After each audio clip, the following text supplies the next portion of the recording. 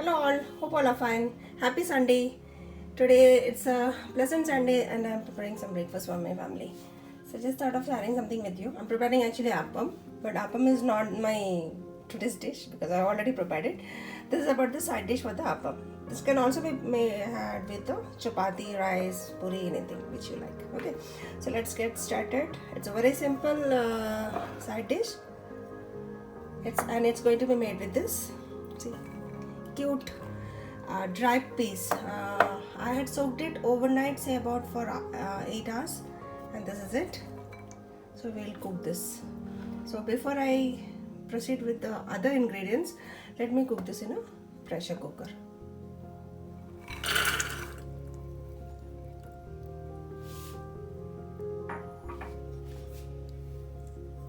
This is 1 bay leaf, 1 cinnamon stick, and quarter teaspoon of turmeric. This is what goes into the cooking of the dry peas.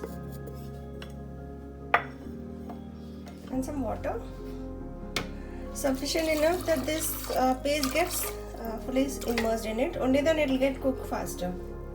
Okay.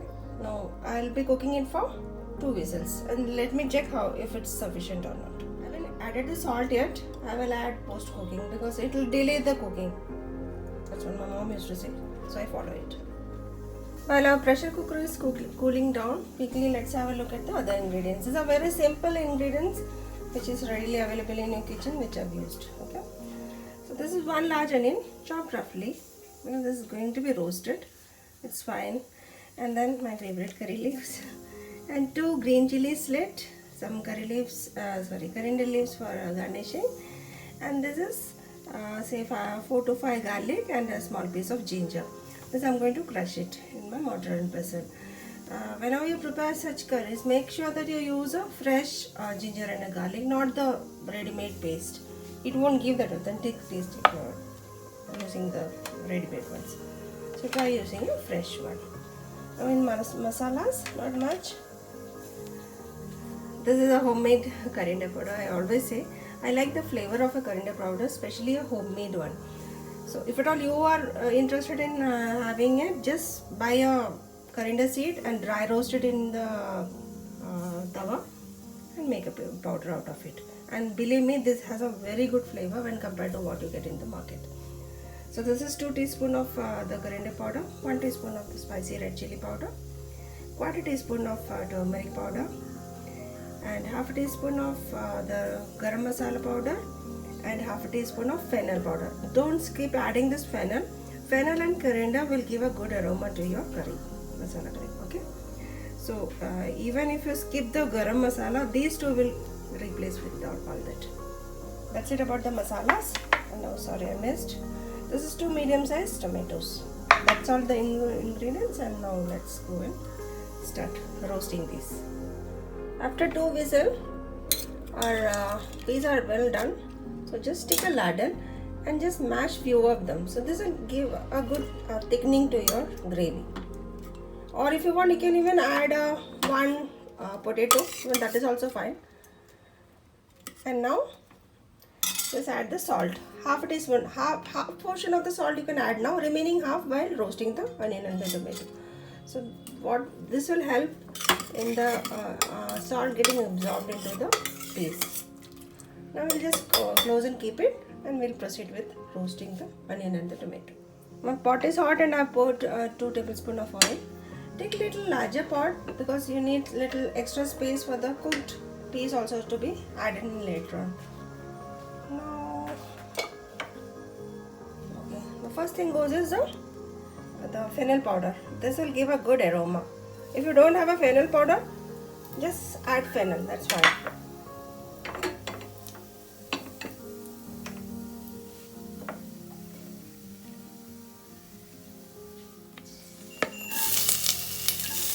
Onion,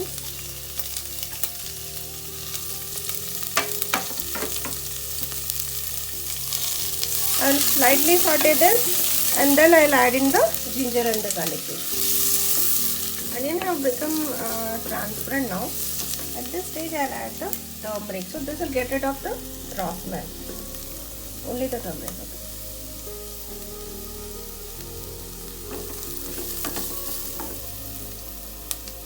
got rid of the raw smell of the turmeric. Now I'll add in the ginger garlic paste. Freshly ground ginger garlic paste. Especially I have to tell this.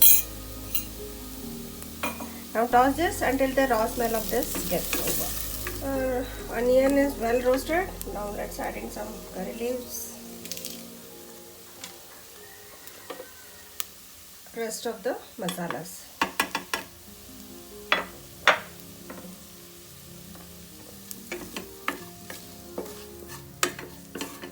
Okay, the masalas are also now roasted. Okay, just let me tell you, when the cooker cooled down completely, I felt that the peas are not soft enough, so I've just given them 2 more whistles.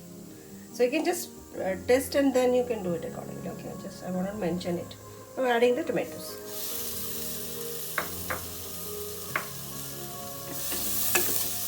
I will toss this, and on a low flame we will allow it to simmer and allow this onions to get cooked in the water which comes out of the tomato. We are not adding tomatoes now, water now, because we want the so we are not adding water now because we want this to be cooked in the water which comes from the tomato. Okay, that's it. Now for 5 minutes we'll allow it to simmer.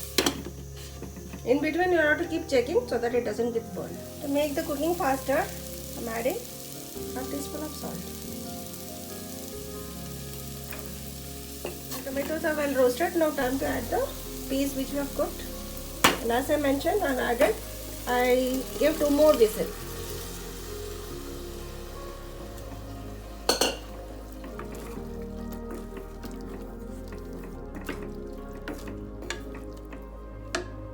Adding in the green chili,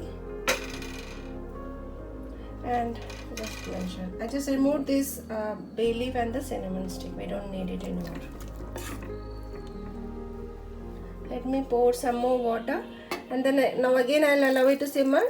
Once the boil comes, I'll allow it to simmer for 5 minutes. Okay, it has come to a boil. Now I'm going to reduce the flame and then put it for simmering for 5 minutes.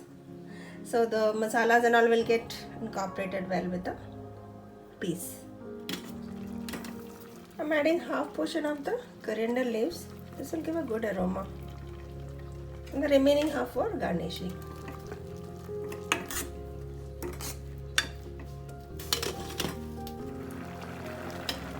Okay, now it's time to switch it off and plate it out.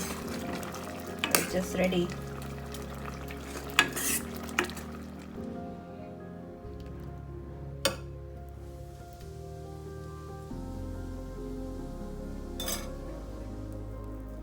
So a super simple, tasty, dry peas curry is just ready.